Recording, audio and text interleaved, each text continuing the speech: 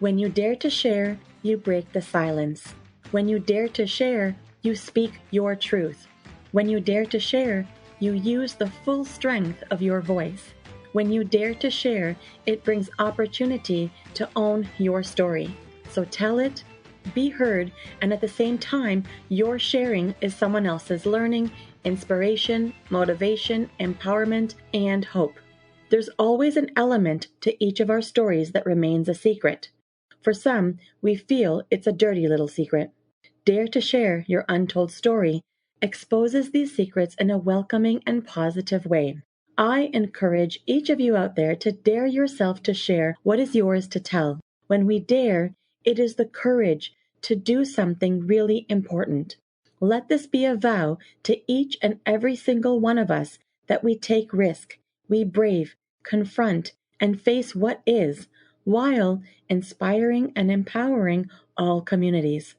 So let's break that silence and tap into mental beauty. This is Salima Jadavji, your podcast host, a practicing social worker, and your mental wellness connoisseur.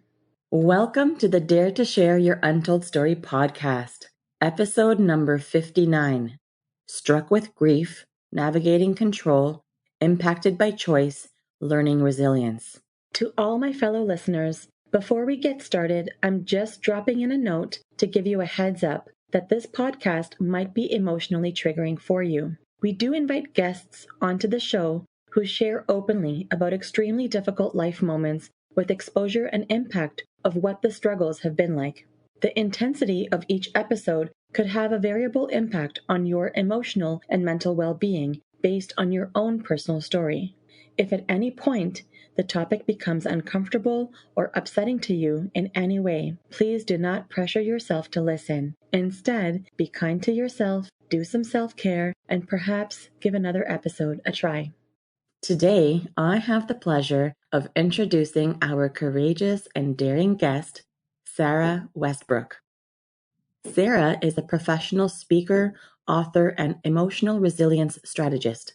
She has spent the last 16 years researching and presenting on the topic of emotions and the impact they have on choices, well-being, and resilience in both adults and youth.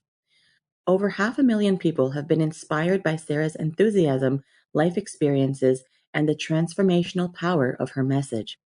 She has appeared on many media outlets including Global, CTV, CBC, SiriusXM, and Roku. When she is not presenting, writing, or singing, she can be found in her kitchen whipping up yummy, healthy treats for her husband George and son Kai, or at the arena with coffee in hand watching her son play hockey. Well, hello, Sara. Welcome to the Dare to Share Your Untold Story podcast. Thank you so much for having me. It's a pleasure. Oh my goodness. I can already feel your energy. I know. It's so exciting. I'm thrilled to have you on the show today. And I'm really grateful for your willingness to come on here to tell your story.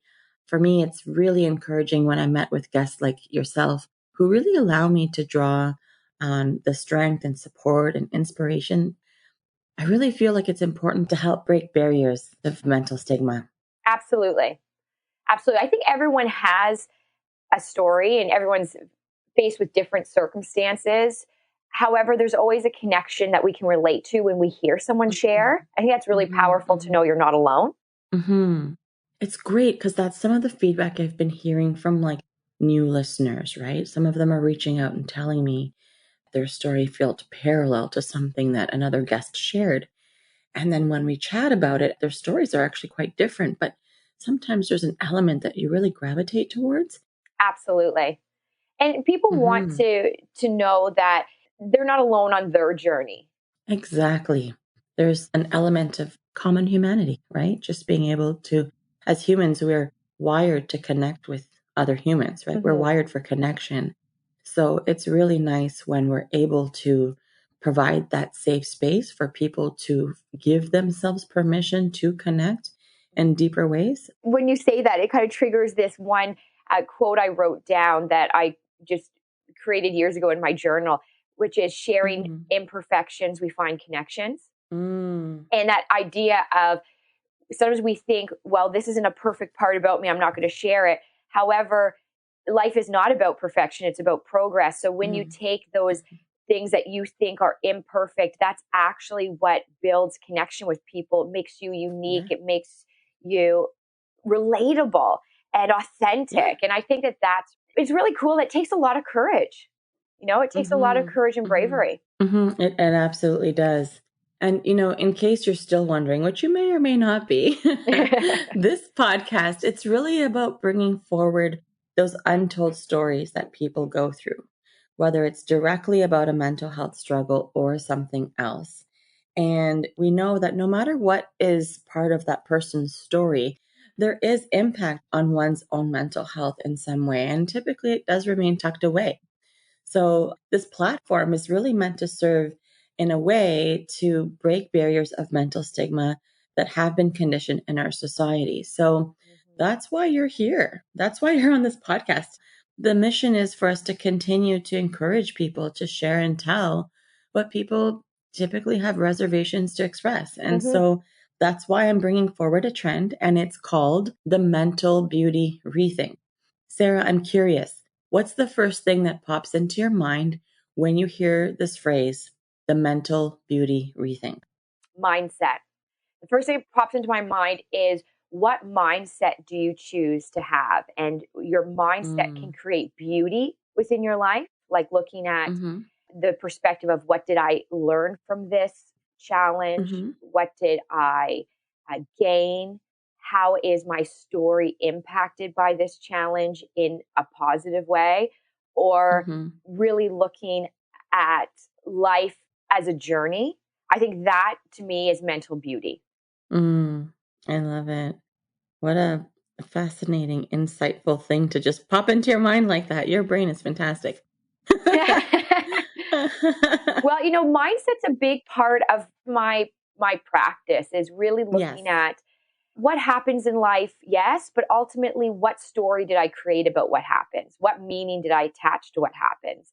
And if I attach a meaning that's very self-defeating or very negative and a real big downspin, I find what you call mental beauty, which I absolutely love, actually starts to diminish, because then I start to feel emotions of even resentment to your own journey, as opposed to saying, okay, this happened, but now what can I gain? What can I learn? What meaning can I attach to it so that I actually feel empowered to continue and to keep the journey going, as opposed to stay stuck in that moment? Absolutely. That's great. I am so excited to hear how your work somehow tied into this statement too. But it's true. I mean, this notion of conscious living too, right? Like becoming aware, being in full presence, acceptance. I heard what you said about what's the narrative? What's the story that we're telling ourselves, right? And what's the meaning that we're taking from it? And how are we applying that in our life? And I feel like I, on a regular basis, have these similar conversations with my clients too, right? So when they're stressed about something, it's like, okay, but what's the story here? What are the facts and what's the story, right? Because we need to kind of separate that. And it all starts from mindset. So I really appreciate, how you were able to eloquently describe that for us today. Thank you. So, Sara, shall we get started? Yes. I am totally ready and eager to uncover your story today. Wonderful. Great. So, here we go. Sara, give us the newspaper headline of how you would title your untold story. How would it read? Challenges are chapters of your life, not your whole story. So, what does this title mean to you? When we're in a challenging time, I think it can be really easy to feel like it's permanent, and that the emotions that are attached to it are, will I always feel this way? Will my life always look this way? And sometimes your brain's like, yeah, it will, especially growing up, like as a preteen and a teen. Instead of looking at, no, this is a chapter and it's challenging, but it's not my whole story. I have so much more of my story yet to write. And this goes back to that mindset of knowing that this is not your complete story, gives you hope, gives you the courage to keep going. that's what it means to me. All right. I love it. I'm going to say your title again for you and make sure I got it right. Mm-hmm. Challenges are chapters of your life, not your whole story. Yes. That's fantastic. That's great. Okay. Well, without further ado, let's segue right into what your untold story is all about. Tell us what that's about. I'll give you a chapter, right? Yeah. I'm going to give you a chapter of the story. So when I was 20, my dad died. And that was Okay. really a challenge, to say the least. Mm-hmm. It was one of those moments where I realized, even though people don't live forever, like that was that moment where I was like, oh, people super close to you can just be there one day and not be there the next day. Yeah. And so when my dad um, found out he had cancer, he died within 4 weeks. So from the time of his diagnosis, 4 weeks? Yes. And in all honesty, my dad could have gone to the doctor way before he did. I think he knew Okay. something was wrong, but he was like, I don't want to look at it. I'm just going Right. to keep going. Right. So from the time of the diagnosis, though, it was 4 weeks. Just that's it, eh? That's it. That's it. Wow. So there was 4 weeks of knowing that this was maybe inevitable that he was going to die, but at the same time, hope that he wouldn't. There was also time to share and time to have connections about things maybe we hadn't talked about before. So that 4 weeks did allow us some time. Mm-hmm. Just for me, it wasn't enough time. Mm-hmm. Mm-hmm. So, I mean, you definitely used that time wisely, not knowing what sort of time frame you had and trying to maximize on conversation and connection. But I guess it's never enough. No. And my dad and I, we had something in common, which was our humor. He was Mm-hmm. very funny. He could make Saturday Night Live look not funny compared to him. He was great. He used humor a lot, Mm-hmm. but we didn't connect with our morals and values. We had very different mindsets. We're going back to mindsets, and so what I learned from my dad growing up was that you learn from people how you want to be and how you don't want to be. And Mm-hmm. I Mm-hmm. definitely gained a lot learning my dad that you could take something, you could add humor to it when it was appropriate, and that could also help you be resilient, help you have a different mindset, and help you be a bit more lighthearted when it came to certain challenges that happened in life. And that's also, he used humor a lot even when he found out he was so sick and dying. He Mm-hmm. used that Mm-hmm. to for him to have a different mindset around it. Mm-hmm. Mm-hmm. I can Mm-hmm. remember he had it was called a going away party. And he invited people, and it was this big party, and they thought he was going away, like going away on a trip or doing something with his business where he had to go away. But really, he Right. was having, I'm going away, I'm leaving this earth party. But for Right. him, that's what he needed to do. He needed to put a funny spin on it. So I Mm-hmm. really learned a lot from my dad in the sense of humor and perspective, and that Mm-hmm. people could use it to help them heal. But what my dad and I didn't always have in alignment was integrity. We had different mindsets around that. And so Mm-hmm. when my dad and I, we butt heads a lot. I can't even remember after my parents' divorce. I was 11 years old, and there was a lot of things that happened where I was confused about, like choices he had made. And as an 11-year-old, I was thinking, taking it really personally. Like, if he didn't call, I'd take that really personal. And so my mom at the time ended up putting me into so many support groups, so many character education groups, leadership. And by the way, Mm-hmm. I never wanted to go. Like, I was always like, Mm-hmm. no, I'm Mm-hmm. good. Like, no, I'm fine. No, I don't need that. And I'd throw tantrums. I didn't want to go. I'd have excuses. And my mom would say, you don't have a choice. You're going. And I Mhm. got to see through these courses and these leadership and character development courses she put me in as a preteen and a teen, that my dad was on his journey and I was on my journey, and I could learn from him how I wanted to be and how I didn't want to be. And I didn't have to take his choices personally as I was doing before I had a Right. different way of thinking and being. Mhm. Yeah, and it comes back to mindset, right? And how you positioned yourself. And it comes back to that story piece. This is what happened. My parents got divorced. My dad left. But the story I had first attached to it was, he left. I'm not good enough. He mustn't Right. love me. Okay, so if he doesn't love me, then I'm trying to get love from other people. And there was just this big Mhm. void, and there was this ripple effect, and then low self-esteem. And I had to Right. realize, okay, my confidence and who I am and my lovability is not attached to an outside force. Of course. Of course. So I gotta attach a new story. And so I detach the story, my dad left, but it's because he's on his journey. And that's not about me personally. I'm still lovable. I'm still enough. Yep. Right. That took work. So Yeah. by the time my dad died, uh, we had actually created a really great relationship, even though there was, of course, bumps along the way and different Right. Right. bumping of heads.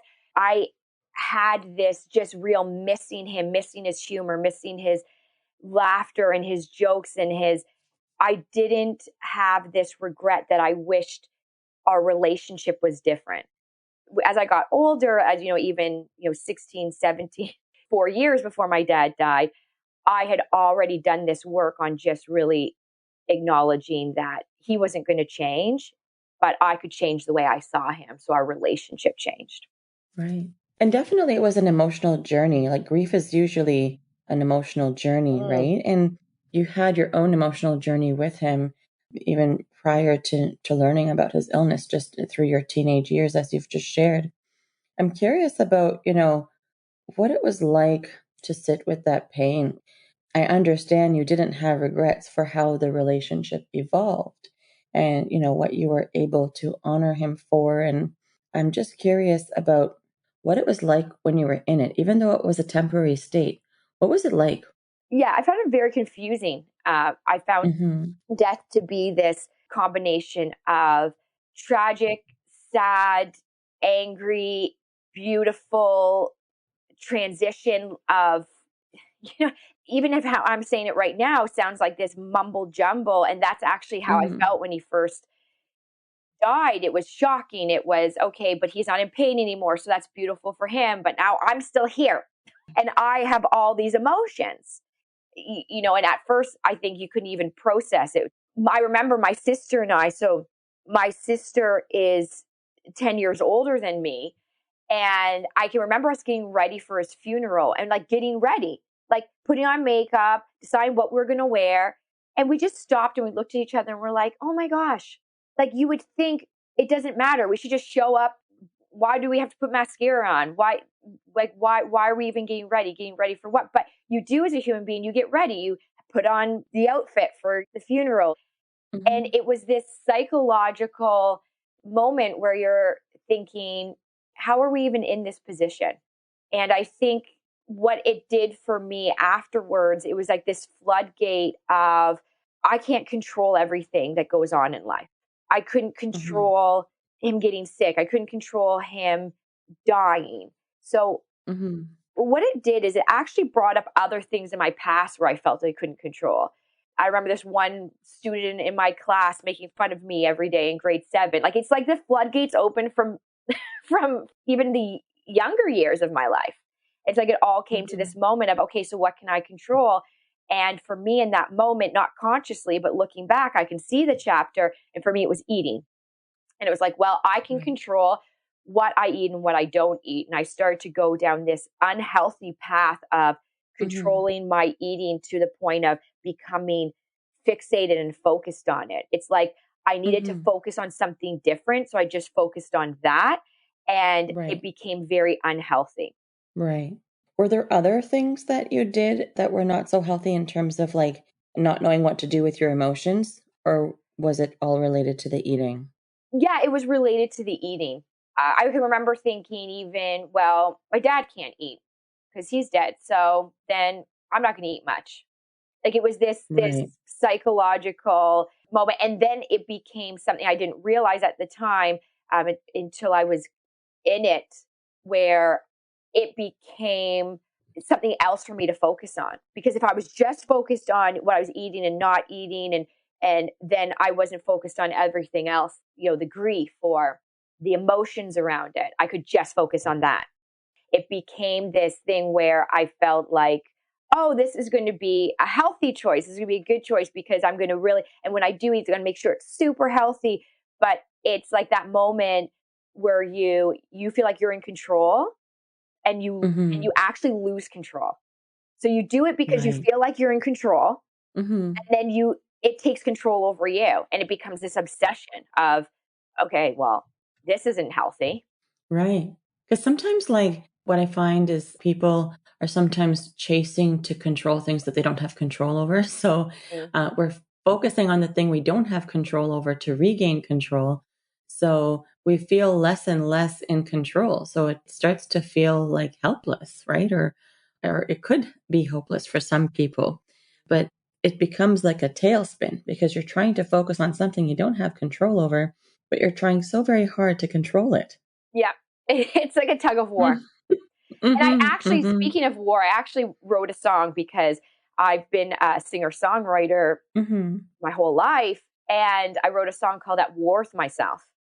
And that was actually Okay. me coming out the other side, being kind of going back to those tools that, and I'm so grateful for my mom putting me in these courses that I did not want to go into as a preteen and a teen, because I had tools in my back pocket that I could, even Right. if I wasn't using them all the time right away, they were there. It's like that saying, you can take a horse to water, but you can't make them drink. Yes. But when Right, the horse is thirsty, it'll know where the water is. And right. it's like, okay, so I knew where the water was.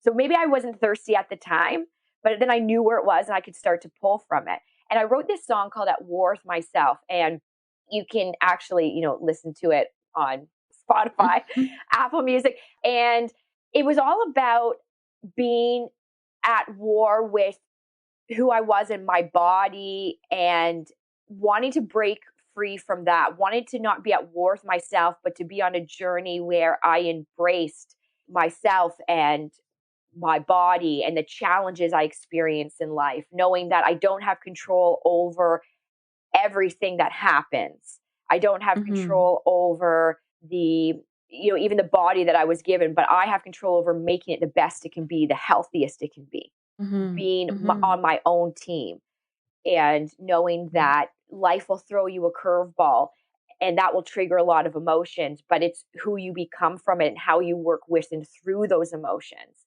And that Mhm. became my new focal point, my new journey. Right. Very interesting how you're able to do that. I'm wondering if you can tell us a little bit more about how you were affected having gone through the journey of grieving the loss of your father and learning your path to connect to your emotions. Is there any more that you can share about how you were affected? Yeah, I would say it's interesting when I think back to my dad. I have a picture of him right now hanging on the wall. I'm looking at him. And year 5 for me in the grief journey was somehow really difficult. And I don't know why year Mm, 5, because some people are like, well, year 1, and, because then you've gone through the missed occasions with them or the Father's Day without right. them.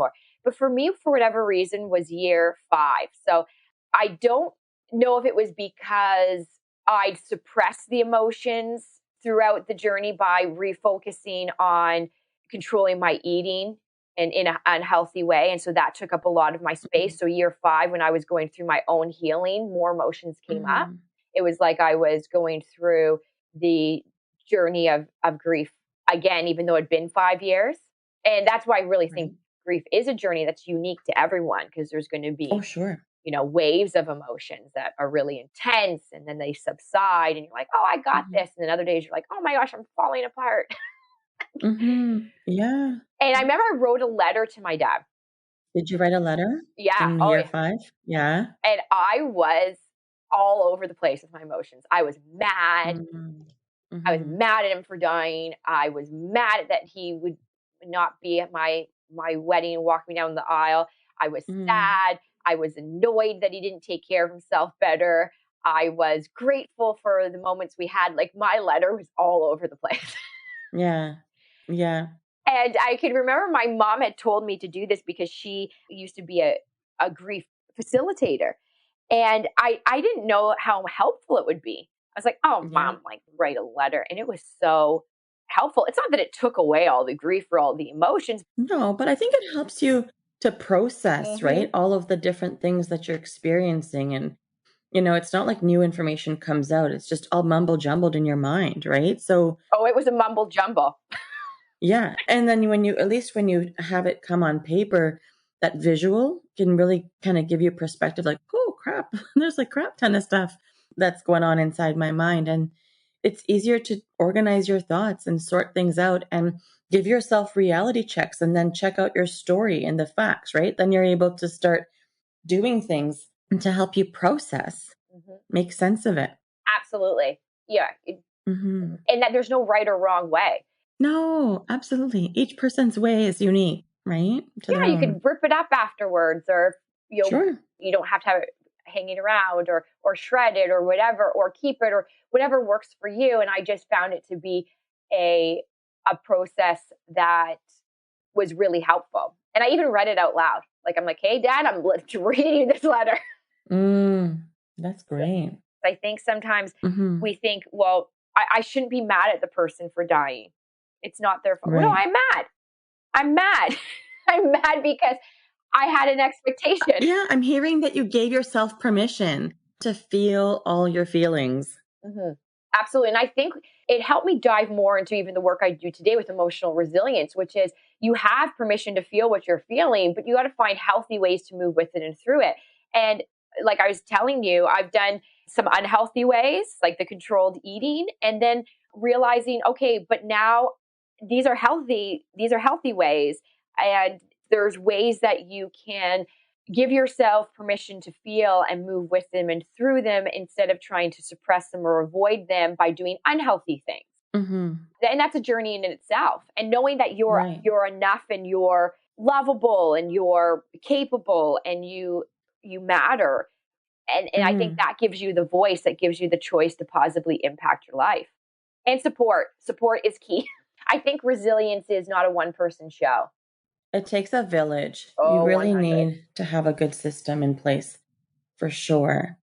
Sarah, I am curious about something. So, talking about grief, in your grief journey, sometimes when we think grief, we only think about death, right? But you and I both know that we can grieve transitions, we can grieve the loss of relationships, we can grieve any kind of change, right? And so I'm curious for you, if you're feeling willing and okay to share, if you can draw on any parallels that you experienced from grieving the loss of your father when he died and looking back to when you said you were 11 years old and your parents had their divorce, do you see any parallels there between those two processes for you?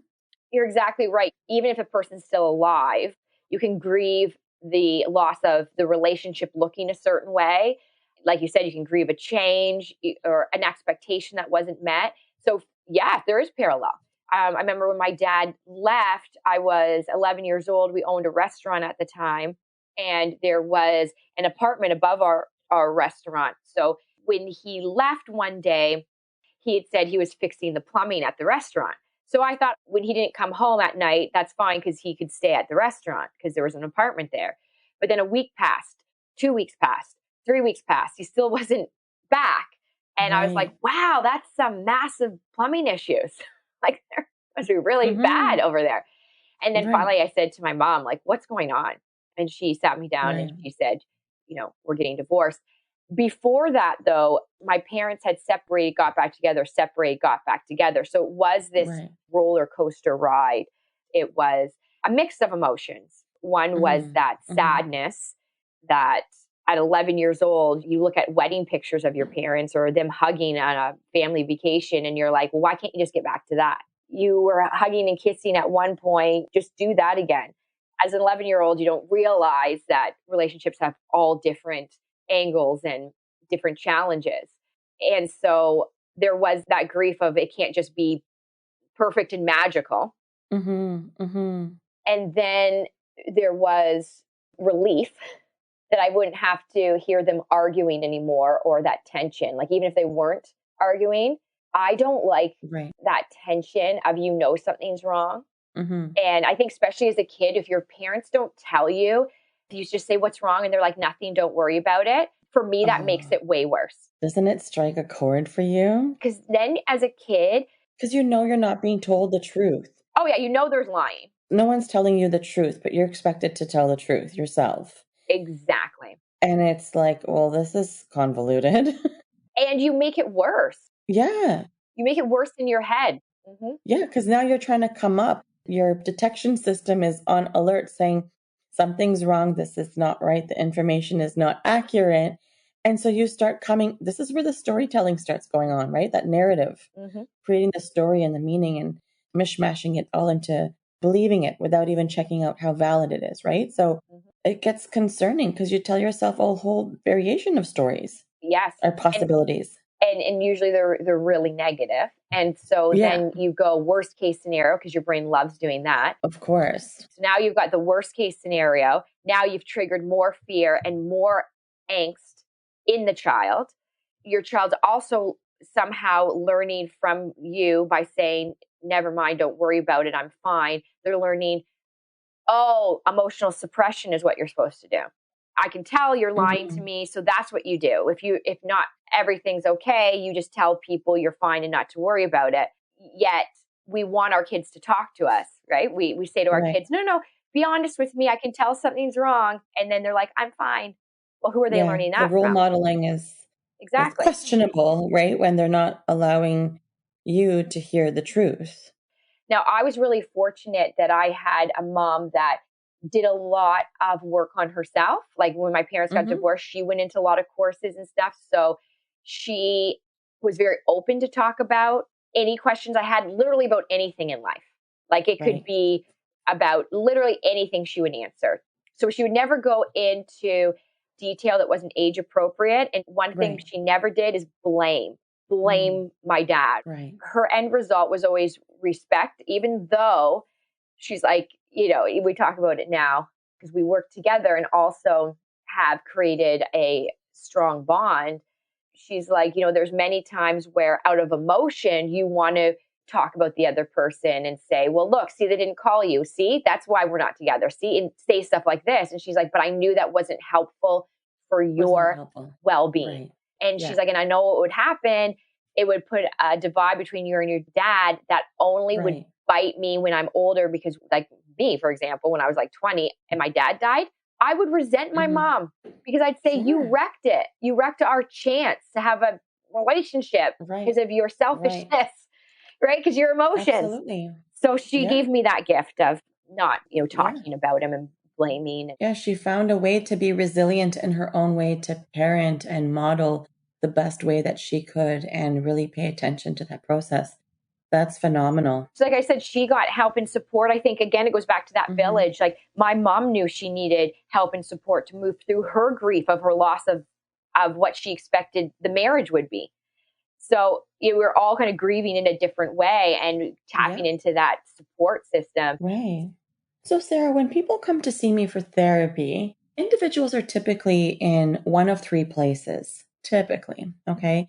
So some people are getting started where, they're just coming to me with a heap of things and they're not sure where to start or where to begin. Some people are in the middle of something and they're in an acute part of their journey, or there's clear things that they're in the middle of working on. And some people are looking back either to get some closure or work on that one last piece, or something just doesn't make sense and they're needing to figure things out. And some people are trying to just close things up so they can move forward in their next phase of their life. So what part of the journey would you say that you are in? Would you say that you are just getting started, in the middle, or would you say that you're looking back? Looking back. Yeah. For sure. And so what do you want to remember about the process of your healing journey? One thing that I think really helped me along my journey is allowing myself to feel all the emotions, Mm. name them, notice how they impact my body. My heart races when I'm anxious, or my stomach hurts, or get a headache when I feel stressed. Like, just really notice my emotions and how they also physically impact me. Mm-hmm. And knowing that's okay, that's not to Mm-hmm. be avoided, it's not to be suppressed, that my emotions I'm allowed to feel, and other people, they're allowed to feel their emotions. I don't need to Mm-hmm. change their emotion, I don't need to fix their emotions, I don't need to try to take it on. Because when I look back, I did try to just make sure everyone was happy all the time, and realized that is not my job. My job Right. is to notice that I can support people, I can be there, but I don't have to take it on for them. Like, that's not my Mm-hmm. job. So I would Right. say when I look back, that's something I really full heartedly continually practice, is I really, really Mm-hmm. mindfully practice, not just trying to be the peacekeeper, not just trying to make sure everyone else is happy and okay. I look and say, when things are not going to the way that I expected them to go or hoped they could go, I'm going to have emotions, and so are other people. And that's Right. okay. Yes. Excellent. Yeah. Healthy boundaries, internal healthy boundaries, right? Absolutely. So I want to circle back to something, Sarah. So I'm curious. I mean, we've talked a little bit about how your mental health was affected throughout this entire grief journey and this entire process. Can you say a little bit more about how this untold story of yours affected your mental health? What are some other components that you experienced? I would say, going back, I'd had to do some real work on just embracing myself and working on my confidence. I would consider myself, growing up, I was very outgoing, Mm-hmm. but I lacked confidence. And I think we Mm-hmm. can mesh the two together. Like, if someone's outgoing, then they must be confident. No, no, no. You can Right. be outgoing and not confident, and you can be reserved and be super confident. Mm-hmm. So Mm-hmm. I had to work on my own comfort in my own self, in my own body, in my own space, in my own emotions. And it goes again back to healthy boundaries, about not taking on other people's stuff, or not creating this story in myself that I'm not enough. And that can even go back to the work I did when my dad left when I was 11, and I created that story that day. Well, maybe I'm not enough, and that's why I left. No, no, no. That's not the story I'm going to attach, that's going to build my confidence. I'm going to attach the story, which is he's on Mm-hmm. his journey and I'm on mine. So I think there was a lot of work with self-confidence that came into that grief journey. Right. Okay. And so, what is your key message to the listeners of our show? What do you really want them to know? I'm going to circle back to my newspaper title, which is Mm-hmm. challenges are chapters of your life and not your whole story. But Mm-hmm. realize that in the challenges, there will be emotions triggered that are awkward, Mm-hmm. uncomfortable, and sometimes physically painful. And that's Mm-hmm. okay. Mm-hmm. Instead of masking them or trying to avoid them or suppressing them, find ways and find help to actually bring them to the light, so you can practice being aware of them, Mm-hmm. tolerating and managing them in your body in a healthy way, so that you can move with them and through them to build emotional Mm-hmm. resilience, knowing that there's so much more of your story yet to write. Right. That's beautiful. What a great message. I'm hearing you really take that headline and really put it to use Yes. in how you convey your message, right? And I think I've been hearing you say all along, like, when you seek help, know it's okay to ask. And, once you ask, you also have to commit to the process, right? That internal Absolutely. process for yourself, right? Like, things will feel funny, they will feel awkward. And even when they do, sit with it, tolerate, learn to manage. You don't need to suppress it or dismiss it. So, those are really awesome messages, really important. And when you Yeah. get help, staying determined to put in the effort, even if emotions come up like sadness, frustration, anger, confusion, embarrassment, all of that is natural and normal. But Hmm. when you ask for help and you receive help, move through those emotions that are triggered so that you can put in the effort, because over time your effort will pay off. It's always, I'm not sure you get this too in your practice, that someone asks for help, you give them help, but if they don't put in the effort, the help falls flat. Sure. And so you got to actually be willing to put in effort. Yeah, absolutely. And Sara, what would be that game-changing inspiration that's close to you that would reflect your untold story? Would you say that there's like a quote, a mantra, a book, a person, an event, something that really spoke to you that helped you pivot? My mom went to work one day and I was 13 years old and I found her Tony Robbins cassette tapes. Mm-hmm. Cassette tapes. Yes, I said it. And I took my boombox, put one in. And my mom had already been putting me in courses since I was 11. And I remember Right. just listening, whether you're a fan of Tony Robbins or not, doesn't matter. I remember listening to the fact that there was a choice in how you perceived what was going on, that you could actually use your brain as a tool.